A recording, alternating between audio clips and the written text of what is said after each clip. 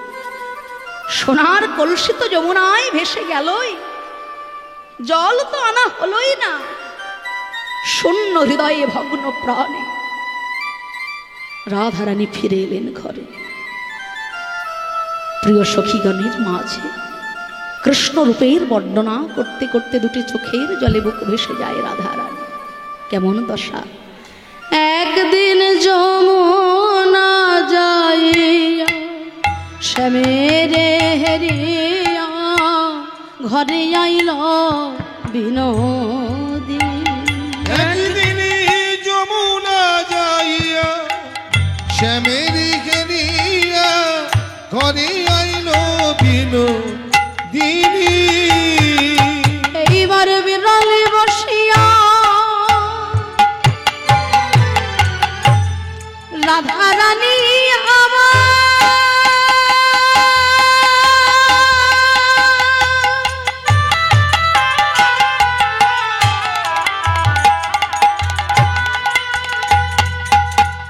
কৃষ্ণ প্রেম সরোবরের মোরালিনী রায় ধনিয়া বিরলে বসিয়া কাঁদিয়া কাঁদিয়া বিরলে বসিয়া কাঁদিয়া কাঁদিয়া ধেয়ায় শ্যামরূপ খানিব ধেয়ায় শ্যামরূপ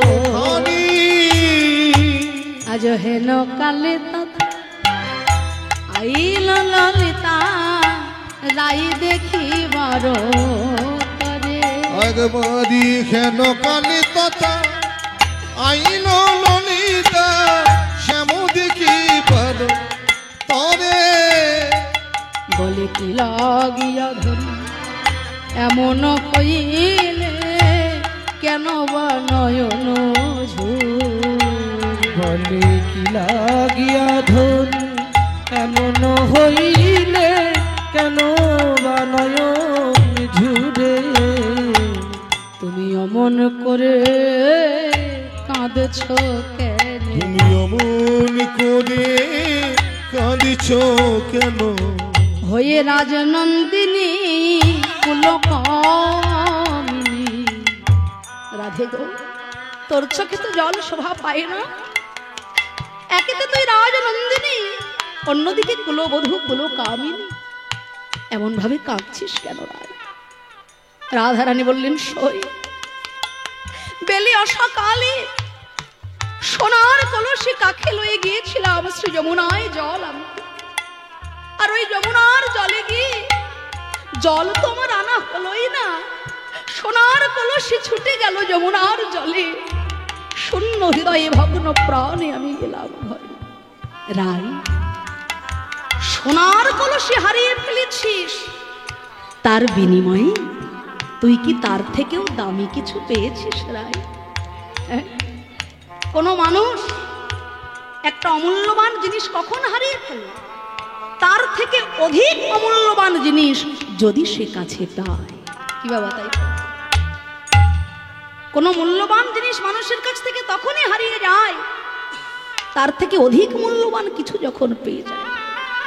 সনাতন গোস্বামী যমুনার ধারে তার ভজন কুটিরে যখন সাধনা করতেন, একদিন একটি পরশ পাথর কুড়িয়ে পেয়েছিলেন। পরশ মণি লোহা সোনা হয়ে যায় যাচ্ছে। তা মনে মনে চিন্তা করলেন, আমি সাধু মানুষ, এই পরশ পাথর দিয়ে আমি আবার কি করব? তুলে রেখে দিই চালের ওপরে, যদি কারোর প্রয়োজনে লাগে তাকে দিয়ে দেব। তা ওদিকে বর্ধমান গ্রামে একজন দরিদ্র ব্রাহ্মণের ছেলে, নাম তার জীবন।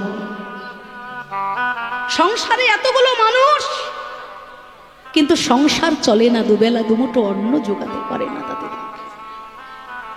কাশী বিশ্বনাথ ধামে গিয়ে শিব ঠাকুরের শ্রী চরণ তলে দুটি চোখের জলে বুক ভাসিয়ে বলছে, হে মহাদেব, তুমি তো আশুতোষ, ভক্তের অল্প ডাকে তুমি সন্তুষ্ট হয়ে যাও। তাই আজকে আমার এই ঘোর বিপদ, সংসারের এই অভাবের জ্বালা আমি আর সইতে পারি না, দয়া করে তুমি উপায় বলো। শিব ঠাকুর স্বপ্ন দিলেন, যে মধুময় ধাম বৃন্দাবনে যমুনার ধারে একজন সাধু বাস করে, চলে যাও তার কাছে। তিনি যদি তোমাকে তার অমূল্য রতন দিয়ে দেন তাহলে আর কোনোদিন তোমায় ভিক্ষা করতে হবে না। জীবন ছুটতে ছুটতে গেল যমুনার ধারে। সনাতন গোস্বামীর কাছে এসে বলছেন, হে বৈষ্ণবপ্রভু, আপনার কাছে এমন কি অমূল্যবান সম্পদ আছে যা আমায় দিন, আমার সংসার চলে না। দরিদ্র ব্রাহ্মণ আমি, সংসারে অভাবের জ্বালা যে কত জ্বালা তা আপনাকে আমি বলে বোঝাতে পারব। সনাতন গোস্বামী চিন্তা করলেন, আমি নিজেই দরিদ্র, ভক্তের দ্বারে দ্বারে ভিক্ষা করে যেটুকু পাই তাতে আমার জীবন চলে, আবার আমার কাছে এমন কি অমূল্যবান জিনিস আছে ভাই? ও হ্যাঁ, মনে পড়েছে, বহুদিন আগে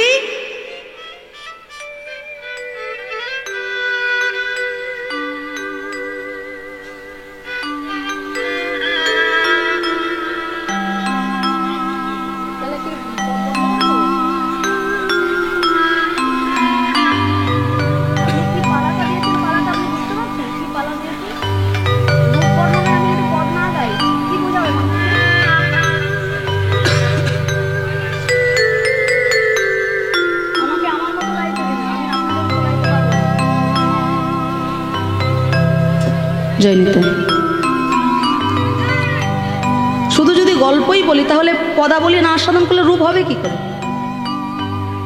এত গল্প নিয়ে তো আমি বসিনি বাবু, এগুলো তো মুশকিল না। রূপ বর্ণনা যে পালাটা আপনারা আমাকে দিয়েছেন এটা তো কঠিন পালা, তো এখানে পদাবলী প্রধান, পদাবলী বাদ দিয়ে তো আমি যেতে পারবো না, পদাবলী আপনাদের শুনতে হবে।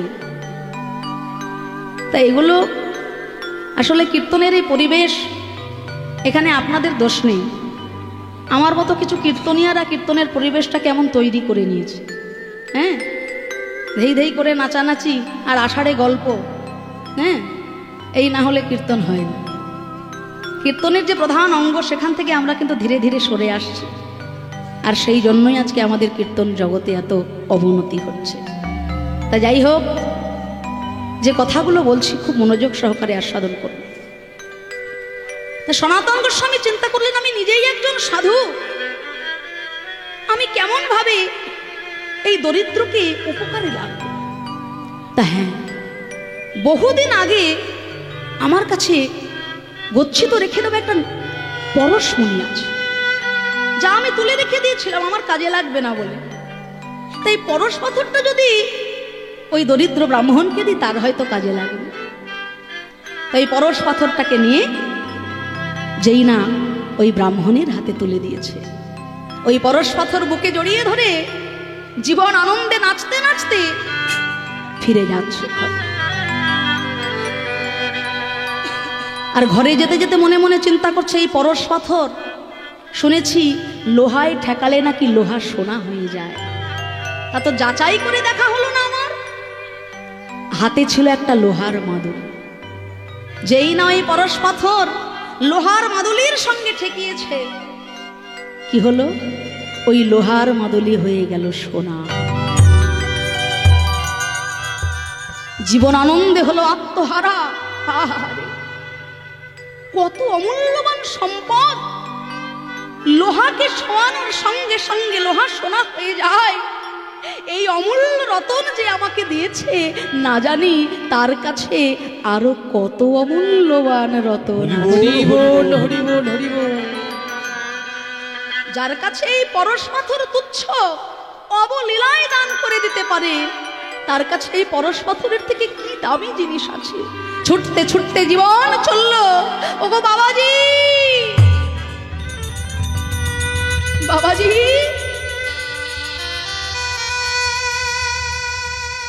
যে ধনে হইয়া ধনী, মনিরে মানো না মনি, সেই ধন দেহ তো আমারে। সনাতন গোস্বামী বললেন, জীবন, যে ধনে আমি ধনী হয়েছি, সেই ধনে যদি তুমি ধনী হতে চাও, গঙ্গা বক্ষে ছুঁড়ে ফেলে দাও ওই পরশ পাথর। আর আমার মতো দুটি বাহু তুলে ভিখারির বেশ ধারণ করে বৃন্দাবনের পথে পথে হা কৃষ্ণ হা রাধে বলে চোখের জলে বুকবাষ্প। জয় রূপ সনাতন ভট্ট রঘুনাথ শ্রীজীব গোপাল ভট্ট দাস রঘুনাথ, এই ছয় গোসাই যারে করুণা করিবে সে ব্রজে রাধা কৃষ্ণ সেবা অবশ্য পাই। তাই সাধুগুরু বৈষ্ণবের কৃপা কখন যে কার কিভাবে হয়ে যায় তা বলা বড় কঠিন। সব সময় কৃপা পাওয়া যায় না। একজন মুদি দোকানি, তার কাছে 25 গ্রামের একটা চকচকে পাথর ছিল, চকচকে পাথর। সেই পাথর দিয়ে মেপে হলুদ জিরে এ সমস্ত মুদিখানা ছোট ছোট জিনিসপত্র মেপে মেপে বিক্রি করত। তা একদিন একজন মানুষ তার বাড়িতে তার ওই মুদি দোকানের সামনে এসে বলছে, ভাই তোমার এই চকচকে পাথরটা তুমি আমাকে দেবে? বলে কেন? এটা দিয়ে তো আমি জিরে হলুদ মশলাপাতি মেপে মানুষকে দিই, আমি কেন দেব? বলে শোনো ভাই, এই পাথরের বিনিময়ে আমি তোমাকে 5000 টাকা দেব, দেবে? মুদি দোকানি মনে মনে চিন্তা করছে, মানুষটা কি পাগল? 5 টাকা যে 5 টাকা যার দাম তাকে 5000 টাকা দিয়ে কিনে নিচ্ছে, মানুষটার মাথার ঠিক আছে তো? তা মুদি দোকানি বলে নিশ্চয়ই দেব, 5000 টাকা যদি আপনি আমাকে দেন আমি নিশ্চয়ই আপনাকে এই পাথরটা দিয়ে দেব। বলে শোনো ভাই, কাগজে কলমে সই করে দাও, 5000 টাকা নিয়ে পাথরটা আমায় দেওয়ার পরে আর তুমি আমার কাছে কিন্তু চাইতে পারবে। বলে 5 টাকার জিনিস 5000 টাকায় পেয়ে যাওয়ার পরে আর কি কেউ চাইতে আসে? এই নিন আমি সই করে দিলাম, কোনোদিনও আপনার কাছে ওই পাথরের দাবি আমি আর করব না। তা দান তো করে দিলেন, দিয়ে তো দিলেন। তা দেওয়ার পরে মুদি দোকানের মনে প্রশ্ন জাগলো যে 5 টাকার একটা ছোট পাথর কেন এত দাম দিয়ে কিনে নিলেন আপনি? সেই মানুষটি এসে বলছে, ভাই 5000 টাকা দিয়ে যে চকচকে পাথরটা আমি তোমার কাছ থেকে কিনে নিলাম না, ওই চকচকে পাথরটা কোহিনূর হীরা।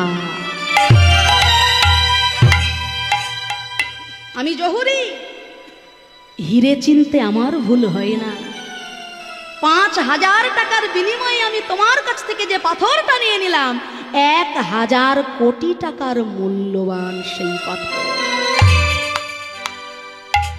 আমাদের কাছে আছে, কিন্তু আমরা জিনিসের মর্যাদা বুঝি না, মূল্য বুঝি না। বাবা, সংসার সংসার আমার আমার করে জীবন আমার চলে গেল, কিন্তু আমার সব থেকে বড় আপন যিনি, তাকে যে আমি কখন ভুলে গেছি তা আমারও মনে পড়ে না।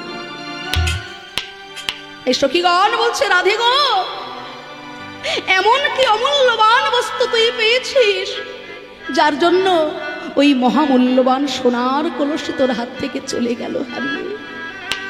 রাধারানী বলে, সখী রে, একটা সোনার কলসি ওই যমুনার জলে আমি ভাসাইছিলাম, তার বিনিময়ে আমার দিকে তোরা চেয়ে দেখ, ওই একটা কলসির পরিবর্তে 2 নয়ন কুম্ভ ভরে এনেছি। নয়ন কুম্ভ দুটো নয়ন কুম্ভ ভরে এনেছি। আমার 2 নয়নে, আমার 2 নয়নে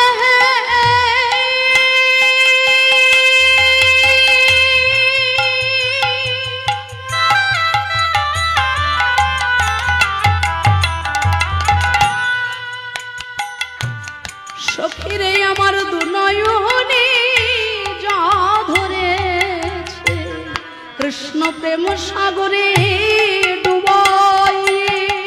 নয়ন কুম্ভে যা ধরে সাগরে ডুবাই, সখী নয়ন কুম্ভে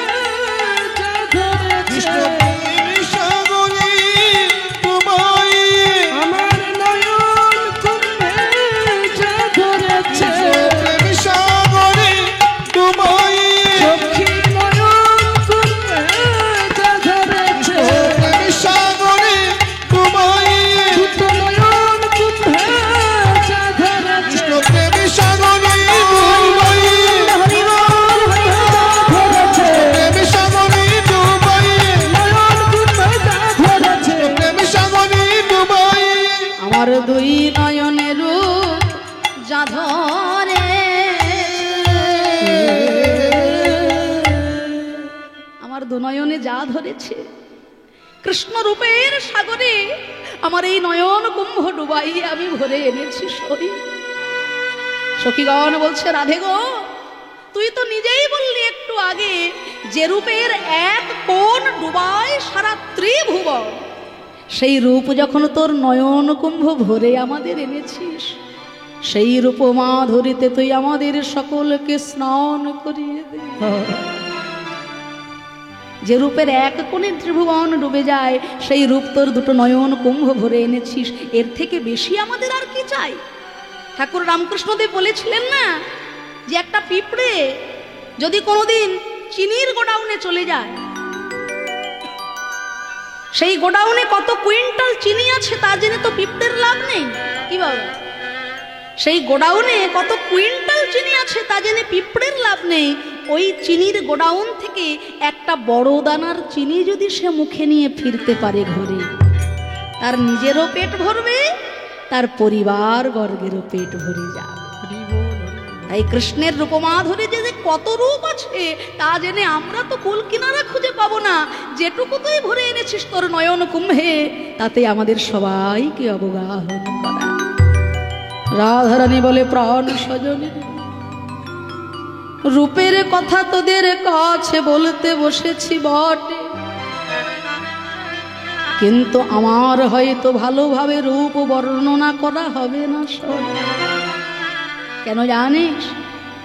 রূপ দেখেছে আমার দুটো নয়ন, আমার দুটো নয়ন, সে তো আমার গোবিন্দ রূপের কথা বলতে জানে না। আর যে বলতে জানে আমার বদন, সে তো গোবিন্দ রূপমাধুরী দেখতে পায় না। তাই যে দেখতে পারে সে বলতে পারে না, যে বলতে পারে সে দেখতে পায় না, আর যে দেখতে পায় সে শুনতে পায় না, যে শুনতে পায় সে বলতে পারে না। কেমন ভাবে বলবো সেই রূপের কথা? তবু আমি যেমন পারবো তোদের কাছে প্রাণ ভরে আমার গোবিন্দ রূপের বক্তব্য তোদের কাছে রাখবো। আমি বলি, শোন, কি দেখলাম জানিস? চিকন কালা গলায় মালা বাজানো পুরো চিকন কালা গলায় মালা নূপুর দেখলাম চিকন কালা গলায় মালা বাজানো পুরো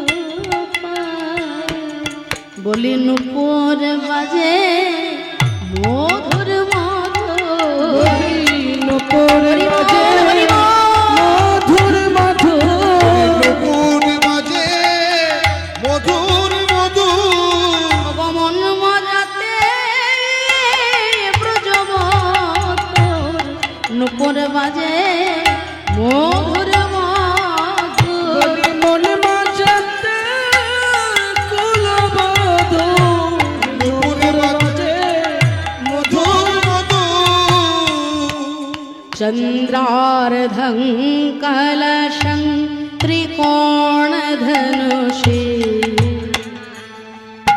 খঙ্গোষ্পদং পোষ্টিকা সংখ্যং সবতদ ক্ষিণপদে কোণাষ্টকং স্বস্তিকা।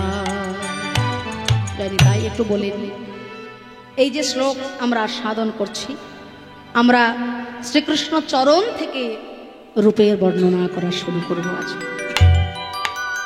শ্রীকৃষ্ণের বাম চরণে রয়েছে 8খানা চিহ্ন, আর দক্ষিণ চরণে রয়েছে 11খানা চিহ্ন, মোট 19টা চিহ্ন রয়েছে কৃষ্ণ চরণ।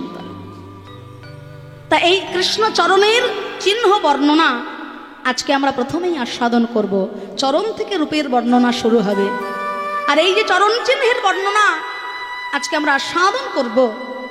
হে ভক্তগণ, সবাই একটু ধৈর্য সহকারে এই চরণ চিহ্ন বর্ণনা আস্বাদন করবেন, কেননা ভক্ত যদি চলে যায় চেনা যায় মরণে, আর কৃষ্ণ যদি চলে যায় চেনা যায় তার চরণে। কোনদিন যদি কৃষ্ণ আপনার বাড়িতে আসে, হয়তো ছদ্মবেশে আসতে পারে, হয়তো ভিখারির বেশে আসবে, হয়তো আপনার বন্ধুর বেশে আসবে, হয়তো আপনার প্রতিবেশীর রূপে আসবে। তার রূপ সে পরিবর্তন করতে পারে, তার বেশভূষা সে পরিবর্তন করতে পারে, কিন্তু চরণের চিহ্ন কোনোদিন সে পরিবর্তন করতে পারবে না। তাই দুটো কথা আপনারা জেনে রাখবেন। যদি কোনোদিন ভক্ত বিয়োগ হয়, তার মৃত্যুতে আপনারা বুঝতে পারবেন সে কত বড় ভক্ত ছিল। আপনি সারাটা জীবন কৃষ্ণ কৃষ্ণ বলে কাঁদলেন, অথচ শেষের দিনে ওই সময়টায় কৃষ্ণ নাম যদি বদনে না আসে, তাহলে সম্পূর্ণ ভজন আমার হলো না। সেই জন্য ঠাকুর হরিদাস মহাপ্রভুর শ্রী চরণে প্রার্থনা করে বলেছিল, হে দয়াময়, প্রত্যেক দিন 3 লক্ষ নাম জপ করেছি আমি, কোনোদিনও 3টে পয়সাও আমি তোমার কাছে চাইনি ঠাকুর, কিন্তু আজকে আমি তোমার কাছে 3টে জিনিস চাইবো, তুমি আমায় দেবে দয়াময়। প্রভু কহে, হরিদাস তুমি যা কিছু মাগিবে কৃষ্ণ কৃপাময় তাহা অবশ্য পুরাণ। বেশ প্রভু, তাহলে আমার জীবনের 3টে বাসনা আছে জানো তো, আমার জীবনের 3টে ইচ্ছা। হৃদয়ে ধরিব তোমার ওরাঙা চরণ, নয়নে হেরিব তোমার অচাঁদ বদন, জিহ্বায় উচ্চারিব শ্রীকৃষ্ণ চৈতন্য নাম, এই মতো মোর ইচ্ছা ছাড়িব পরা। হরি বল, হরি বল।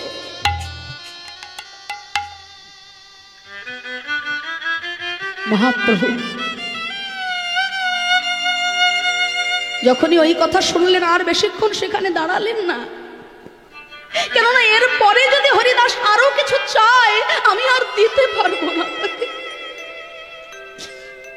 পরবর্তীকালে মহাপ্রভু যখন এলেন, হরিদাস মাটিতে শুয়ে মহাপ্রভুর পা দুটোকে তার বুকের মধ্যে টেনে নিলেন, হৃদয়ে মহাপ্রভুর চরণ ধরলেন। কেননা মৃত্যুর সময় মানুষের যখন যন্ত্রণা হয়, বুকটা ভেঙে চুরে চুরমার হয়ে যায়, বুকে যে জ্বালা, বুকে যে যন্ত্রণাটা হয়, সেই যন্ত্রণা প্রশমিত করার জন্য প্রভুর চরণ দুটো বুকে চেপে ধরলেন। আর দুটো চোখে ঘনিয়ে আসে কালো অন্ধকার, বিকট বিভৎস দৃশ্য চোখে ধরা দেয়। তাই ওই সময়টা মহাপ্রভুর শ্রী চাঁদ বদন দর্শন করল হরিদাস, মুখ হয়ে যায় বিকৃত। তাই শ্রীকৃষ্ণ চৈতন্য মহাপ্রভুর নাম বদনে গাইতে হরিদাস ঠাকুর প্রাণ ত্যাগ করলেন। ভক্ত আজামিলের কথা আপনারা শুনেছেন না? সারা জীবন অপরাধ করেছে, কিন্তু তারপরে মরণের কালে তার ছোট ছেলে নারায়ণকে ডেকেছিল আজামিল। নারায়ণ নাম উচ্চারণ করে যখন তার মরণ হয়ে গেল, মাগো, একদিকে যমদূতের দল এসেছে তাকে নিয়ে যাওয়ার জন্য, অন্যদিকে বিষ্ণুদূতের দল এসে দাঁড়িয়েছে। কেন? যমদূত বলছে তো সারা জীবন পাপ করেছে, ব্রাহ্মণ হয়েও ব্রাহ্মণের ধর্ম সে পালন করেনি, চণ্ডালিনীকে বিবাহ করে চণ্ডালিনীর ধর্ম গ্রহণ করেছে, তাই এ তো আমাদের সম্পদ, এ তো পাপী, এ যাবে জমালয়। বিষ্ণুদূত বলছে না না না, সারা জনম পাপ করলেও মৃত্যুকালে তো আমাদের হরি গুণগান করেছে।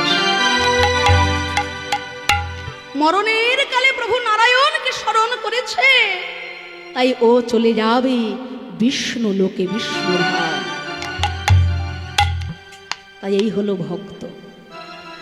তাহলে আপনারা তো এখন বলবেন, বাবা মৃত্যুকালে হরিকে ডাকলেই যদি উদ্ধার হওয়া যায়, তাহলে আমরা সারা জীবন পাপ করব, আর মৃত্যুকালে আমি হরিকে ডেকে নেব, তাহলেই তো স্বর্গে চলে যাব। তাহলে আর এত কষ্ট করে ঘুম টুম বাদ দিয়ে মায়েদের হাই উঠছে তবুও ঘুম হচ্ছে না, চোখ লাল হয়ে যাচ্ছে তবুও ঘুমোচ্ছি না, এত কষ্ট করে বসে আছি। তাহলে এখন এত পুণ্য করার দরকার কি? শেষের দিনে হরি বললেই হলো। বিয়ে বাড়িতে যান, আপনি যদি টক সেবা করেন, অম্বল সেবা করেন, চাটনি সেবা করেন, আপনার উদ্গার যখন হবে সেরকমই উদ্গারটা হবে। আবার আপনি যদি পায়েস পরমান্ন সেবা করেন, উদ্গার যখন হবে সেই পরমান্নেরই উদ্গার হবে। তাই সারা জীবন যদি কৃষ্ণ কথা না শুনি, না বলি, মরণের কালে কৃষ্ণ নাম তো মুখে আসবে না বাবা। অনেকে বলবেন নাম আমি শুনবো কি, নাম তো শুনতে ভালোই লাগে না, ও তো বুড়ো বুড়িদের শোনার জিনিস, ও আবার এখন আমার শুনে কি হবে, আগে ওদের মতো হয়। অনেকে আবার কীর্তনও বলে না, কীর্তন, যদিও এখনটা কীর্তনটা কীর্তন নয়, ওটা কীর্তনই হয়ে যাচ্ছে দিন দিন। হ্যাঁ, কীর্তন আর কীর্তনের পর্যায়ে নেই, কীর্তনটাকে আমরা একবারে কীর্তনেই টেনে এনেছি।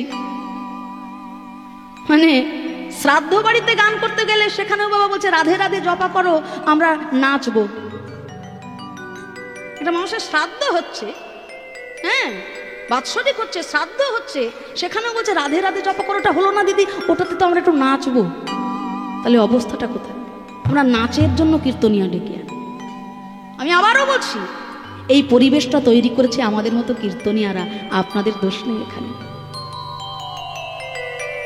সারা জীবন যদি আমি কীর্তন না শুনি, হরি কথা না শুনি, মরণের সময় তো নাম আমার মুখে আসবে না বাবা। এবার অনেকে বলে কীর্তন তো আমাদের ভালো লাগে না, এখন শুনে আমরা কি করব বাবা? একজনের পিত্ত রোগ হয়েছে, তা সে এবার কবিরাজের কাছে গিয়ে বলছে, কবিরাজ মশাই আমার এমন একটা রোগ হয়েছে, আমি যাই মুখে দিচ্ছি আমার যেন কেমন তেতো তেতো লাগছে, আমি যদি টক খাই সেটাও তেতো লাগছে, হ্যাঁ আমি যদি মিষ্টি খাই সেটাও আমার মুখে তেতো লাগছে, তা আমি এখন কি করি? তা কবিরাজ বললেন, দেখো বাবা তুমি একটা ভালো দোকানে যাও, সেখান থেকে একটা ব্র্যান্ডেড কোম্পানির একটু তাল মিছরি কিনে বাড়ি নিয়ে যাও। তা সে বেচারা একটা দোকানে গিয়ে তাল মিছরি কিনেছে, ভালো কোম্পানি, কি জানো নাম? তাল মিছরি। ও বাবা মুখস্থ করে ফেলেছি। তা বেশ না, দুলালেরই হলো। আমি দুলালের অ্যাড করতে আসিনি, বাবা বললেন তাই বলছি। তো ওই দুলালের তাল মিছরি নিয়ে বেচারা বাড়ি গেছে, এক টুকরো তাল মিছরি মুখে দিয়েছে। ও বাবা, তাল মিছরি এতদিন খেয়েছি, বেশ মিষ্টি লেগেছে, কিন্তু আজকে তাল মিছরি তেতো লাগলো কেন? আবার ছুটে গেছে, কবিরাজ কবিরাজ এ কেমন ওষুধ দিলেন? এ তাল মিছরি আমার মুখে কেমন তেতো তেতো লাগছে, এতে তো আমার মনে হয় কাজ হচ্ছে না। কবিরাজ বললেন, বাবা হবে, কাজ তোমার হবে। তাল মিছরি তোমার মুখে তেতো লাগছে বলে যে তাল মিছরিটাই তেতো তা কিন্তু নয়। তা তেতো লাগছে বলে তাল মিছরি খাওয়াটা যেন তুমি বন্ধ করে দিও না বাবা। ওই তেতো তাল মিছরিটা খেতে খেতে খেতে খেতে ওই তাল মিছরি যেদিন তোমার মুখে মিষ্টি লাগতে শুরু করবে, সেই দিন তুমি জানবে তোমার পিত্ত রোগ দূরীভূত হয়ে গেছে। তাই গৌর হরি বল হরি বল। তদ্রূপ এই যে হরি কথা, এই যে কৃষ্ণ কথা, সবার আমাদের ভালো লাগবে না বাবা। মায়ার কথা শুনে শুনে তো আমাদের কানগুলো পচে গেছে। তাই হরি নাম অমৃত সবার কানে ভালো লাগবে না, কিন্তু ভালো লাগে না বলে যে নাম শোনা আমরা বন্ধ করব তা কিন্তু করলে হবে না। ওই ভালো না লাগা নাম শুনতে শুনতে শুনতে শুনতে যেদিনই ওই হরিনাম আপনার কানে মিষ্টি লাগতে শোনা যাবে, সেদিন বুঝবো মায়ারূপী পিত্ত রোগ আমার জনমের মতো দূরীভূত হয়ে গেছে। হরি বল হরি বল হরি বল। সবাই একসঙ্গে বলবো, কৃষ্ণ কেশব কৃষ্ণ কেশব সুধা মাখা এই নাম নাম রে মধু মাখা এই নাম কৃষ্ণ কেশব কৃষ্ণ কেশব সুধা মাখা এই নাম হরি নাম মধু মাখা এই নাম জপরে জপরে জপরে রসনা জপরে জপরে জপরে রচনা মধু মাখা এই নাম নাম রে সুধা মাখা এই নাম আর কৃষ্ণ কেশব কৃষ্ণ কেশব সুধা মাখা এই নাম হরি নাম মধু মাখা এই নাম এই নাম জপয়ার হলো আপনারে ঘুচে যাবে কৃষ্ণ প্রেম পরাবারে এই নামে জপ হলো আপনারি বুঝে যাই কৃষ্ণ প্রেম পরাবারে হরিব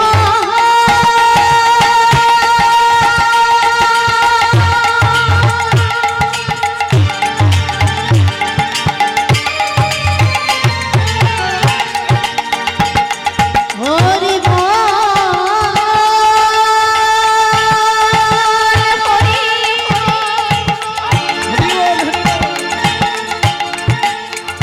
হরি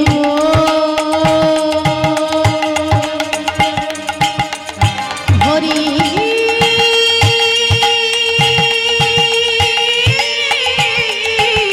হরি কৃষ্ণ কেশব কৃষ্ণ কেশব